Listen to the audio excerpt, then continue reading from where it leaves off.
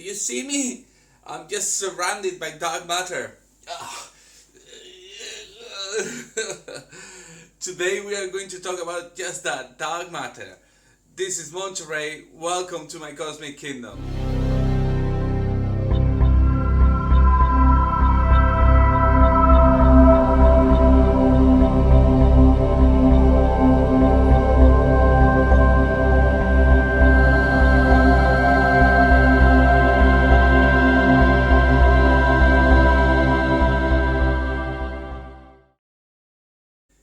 In this episode, I'm going to talk about what is dark matter and how we find it. So, the first question, no one knows the answer exactly because dark matter is a hypothetical construct that helps us explaining many different experimental facts. We can summarize the properties of dark matter into three characteristics. First of all, it's dark. It does not interact strongly with light. The second one, it does not also interact strongly with other kinds of matter, like my human being or a star or something like that. And the third one, and very important, it does interact via gravitation with the rest of the universe. That means that if I have a particle of dark matter here, it will create a gravitational potential and it will be able to attract another particle with normal matter or dark matter. How do we know this is a real thing? So basically I'm going to propose, there are more, but three main tests. The first one was discovered in the 30s by Zwicky, and they were studying the way the galaxy rotates. Naively, we will think that galaxies, especially spirals that have this disk form, rotate like a disk. So I just pointed out here 2 points. And if you move them, you will see that their angular velocity is the same. Both points move the same angle at the same time. However, this is not the case with galaxies, because galaxies are not solid disks. And Zwicky was trying to understand how the rotation curve of the galaxy works out. In the 30s, Zwicky was studying the rotation curves of the galaxy, and they were expecting, just by looking at the density of matter of the galaxy that is plotted here, they were expecting a rotation curve like this one. But what they found, on the other hand, was something like this. They find that the velocity of the rotation in the galaxy above certain threshold, certain radius, is flat. So that means that all particles in the galaxy rotate at the same linear speed. And there are many possible explanations about that, but one of them is that galaxies are surrounded by a halo of dark matter. And that halo is what causes the external parts of the galaxy to move faster than it was expected. The second test, and this is a very important test, is the cosmic microwave background. This is basically the echo of the Big Bang.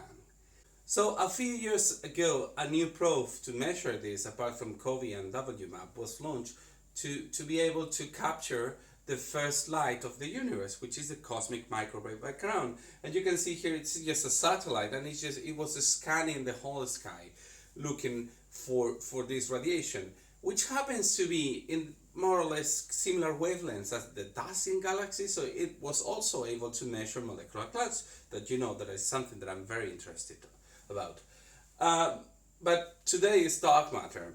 So what they do is, because this cosmic microwave background is not flat, it has some irregularities, they can trace the amount of matter, the amount of dark matter from those irregularities into what would be the dark matter structure of the universe.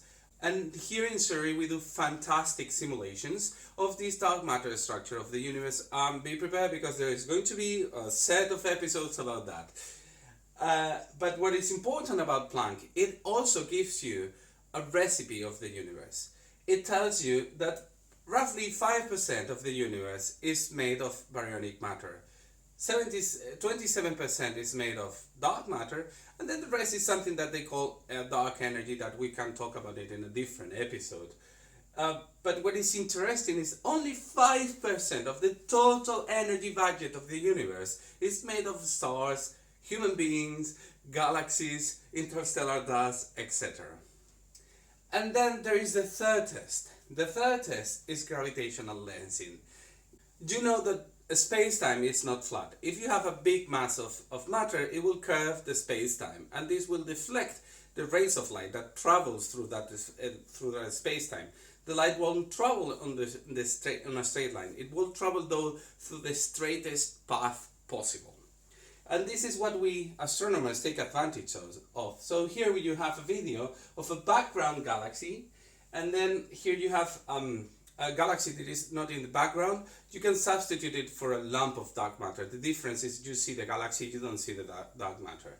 And you can see how the trajectory of the rays of light, just they totally are divergent, and this creates this beautiful lensing effect that is so beautifully done in the movie Interstellar.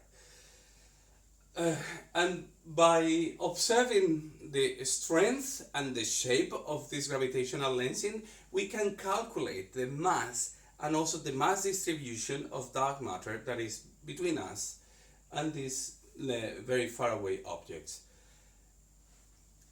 So, what is dark matter? We don't know it yet. There are several studies thinking of possible particle candidates for dark matter, but the truth is, we don't know it yet. The beauty about dark matter is this Occam razors thing, is that you only need to suppose one thing, which is the existence of this specific kind of matter that interacts through gravitation, but in no other way, and it helps you explain different physical phenomena just in such a wide range of scales, from galactic scale to even the whole size of the visible universe. And that is incredible, and it's working. I'm sure there is something there, and we will discover probably soon, and it's going to be exciting times from science and physics, because it will open another window into the universe, into 27% of the universe that we are not seeing yet. And that's all for today, guys. Thank you for watching me. Be sure to subscribe to YouTube, Twitter, or Facebook. This is going to be the last episode of the year, so have a very, very Merry Christmas. And be prepared, because next year is going to be full of exciting new episodes of Cosmic Kingdom. Merry Christmas and Happy New Year to you all.